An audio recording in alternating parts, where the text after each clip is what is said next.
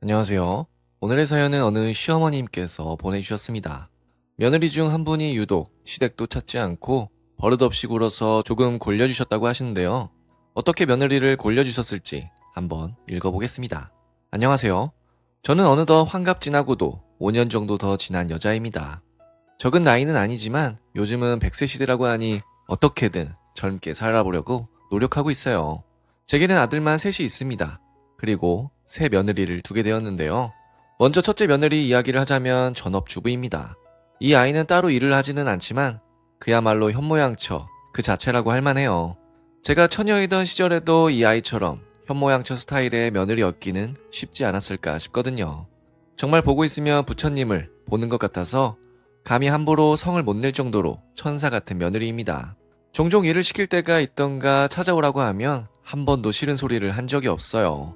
우리 아들도 자기 인생 최고의 복이 자기 와이프 만난 것이라고 하고 저도 그 말이 맞다고 생각해요. 며느리가 전업주부라고 불만이 있는 것도 아닙니다. 그만큼 현모양처 역할을 잘해주고 또 장남이 많이 버니까요. 그래서 첫째 며느리에게는 아무 불만이 없습니다. 개인적으로 제일 좋아하는 건 첫째 며느리이지만 셋째 며느리에게도 별 불만은 없어요. 이 아이는 첫째와는 달리 바깥일을 하는 애입니다. 그것도 자기 남편만큼 어쩌면 자기 남편 이상으로 바쁜 애예요. 무슨 일 하냐 물었더니 우리나라 웹툰 콘텐츠를 해외에서 서비스하는 일이라고 하더군요. 저는 웹툰인지 뭔지 안 봐서 그 애가 무슨 일을 하는 건지도 여전히 이해를 못하고 있어요. 하지만 무척 바삐 살고 그만큼 수입도 좋은 며느리입니다. 실제로 보고 있으면 우리 셋째보다 며느리가 훨씬 바쁘고 더 잘 나가는 것 같아요. 우리 셋째도 원래는 잘 나갔지만 코로나 때문에 한풀 꺾여서 현상 유지에 바쁘거든요. 하지만 며느리는 코로나고 뭐고 상관없이 잘 나가고 또 승진도해서 요즘 더 바쁘게 산다고 합니다. 또 바쁘게 산다고 해서 며느리 도리를 내팽개치는 건 아닙니다. 물론 첫째 며느리만은 못하죠. 이번 제삿날에 어떻게 할 거니? 이렇게 물으면 첫째 며느리는 항상 이렇게 말했습니다. 아유, 당연히 참석해야죠 어머님. 목소리만 들어도 당연히 해야 할 일을 해야 한다는 투지 싫다는 기색은 전혀 느껴지지 않았습니다. 반면에 셋째 며느리는 2번 중 1번은 이런 반응이 나왔어요. 죄송한데 바빠서 이번에는 좀 참석하기 어려울 것 같습니다. 예의는 바르지만 조금은 귀찮아하는 목소리 같기도 해요. 셋째 며느리에게 섭섭한 적이 한 번도 없었다면 거짓말이겠죠. 하지만 내색하지는 않고 살았습니다. 정말 바쁠 때를 제외하면 그래도 자기 도리는 지키려 노력하는 모습은 보였거든요. 노력하는 것과 실제로 지키는 건 다를 수 있지만 며느리 처지에서 자기 집안과 시댁 평화까지 지키려고 조금은 노력을 해야 한다는 게 제 생각입니다. 그래서 셋째 며느리에게도 별다른 말 하지 않고 살았거든요. 문제는 둘째 며느리입니다. 이 아이는 막말로 하면 양아치랄까요? 일은 한다는데 무슨 직장이냐고 물으면 얼버무리고요. 수입이 얼마냐고 물어도 얼버무립니다. 제가 직접 며느리에게 물은 게 아니에요. 아들에게 넌지시 물어봤는데 직장인이 수입이나 하는 질문에 대답을 못하더군요. 모르긴 몰라도 제대로 된 직장이면 보란듯이 이야기를 할 텐데 그 정도 질문에도 대답을 못하고 또 며느리 행색을 보면 현실한 사람과는 거리가 있는 게 사실입니다. 머리부터 패션, 화장까지 보통 32살 여자가 하고 다니는 건 아니거든요. 아직 젊은 애의 개성이라고도 할 수 있지만 기반을 잡고 개성을 찾아야지 기반도 못 잡은 애가 머리에 화장, 개성만 찾는 것부터가 못마땅합니다.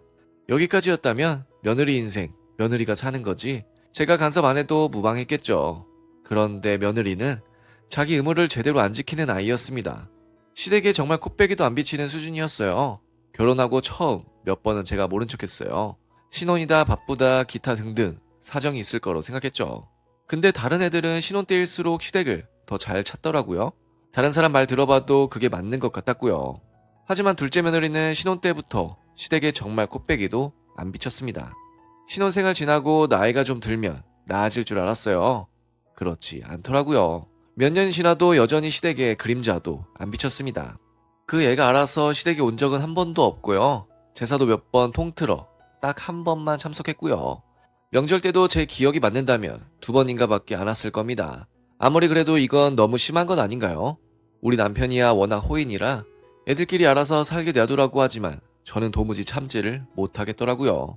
다 같은 며느리라고 해도 시댁에 잘하는 며느리랑 못하는 며느리가 똑같은 대접 받도록 할 수는 없겠다고 생각했습니다. 그래서 저는 술을 썼어요. 애들을 한 명씩 불러보기로 한 거죠. 면풍백 3세트를 마련해두고 애들을 테스트해보기로 했습니다. 일부러 제가 애들 부르면서 넌지시 말했어요. 너한테 할 말이 있다. 웬만하면 시댁에 좀 와다오. 양순한 첫째 며느리는 당연히 이렇게 말했죠. 물론이죠, 어머님. 아직 날씨 추우니 몸 조심하시고요. 셋째 며느리도 제가 각 잡고 말한 탓인지 알겠다고 했어요. 네, 시간 내서 참석해볼게요. 문제의 둘째 며느리 반응은 이랬습니다. 어머 어쩌죠? 제가 그날 중요한 일이 있어서요. 예상대로의 반응이었습니다. 만에 하나라는 걸 기대했지만 역시나 헛된 기대였고요. 혹시나 해서 둘째 아들에게 물어보았습니다. 며느리에게 정말 특별한 사정이 있냐고요? 아닌 것 같더군요. 아들이야 자기 부인이니까 어떻게든 편들어주려 하지만 별것 아닌데 시댁 안 오려 하는 눈치인 게 눈에 보였습니다. 그래서 저는 애정대로 행동했어요. 먼저 온 첫째 며느리에게 명품백을 쥐어주었습니다. 이거 받으려무나. 어머나 이게 뭐예요? 네가 정말 고마워서 준비한 선물이다. 잘 써라. 첫째 며느리가 몇 번이나 사양하는 걸 반강제로 쥐어줬습니다. 며칠 후 찾아온 셋째 며느리에게도 명품백을 쥐어줬어요. 자, 선물이다. 이렇게까지는 안 하셔도 되는데요. 셋째 며느리는 몇 번 사양하는 척하다 좋다고 봤더군요. 그리고 얼마 후 둘째 며느리에게 다시 전화해 보았습니다.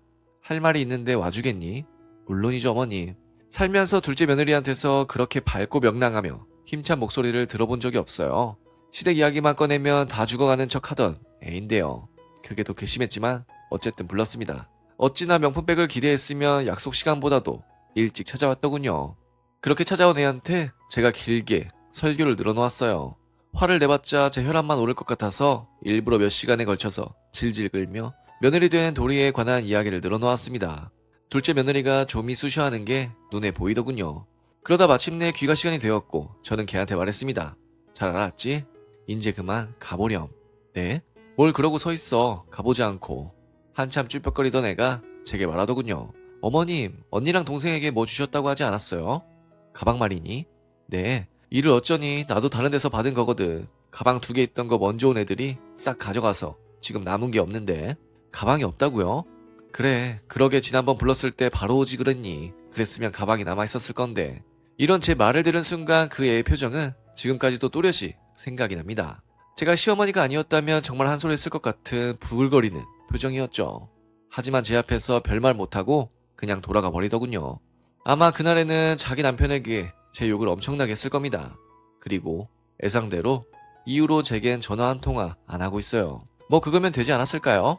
우리 집안에서는 며느리 노릇을 제대로 해야 대접받고 아니면 대접 못 받는다는 사실을 제대로 알려주었으니까요. 자기도 며느리 대접받을 생각이 없다면 할 수 없는 일이죠. 만에 하나 그 애가 반성하면 모른 척 주기로 하고 준비한 명품백은 그냥 제가 쓰기로 했습니다. 제가 쓰기도 아까운 물건을 그런 경우 없는 며느리에게 주기는 너무 아까우니까요. 그렇게 명품백은 제 것이 되었고 그 애랑은 서로 없는 사람 취급하며 살고 있습니다.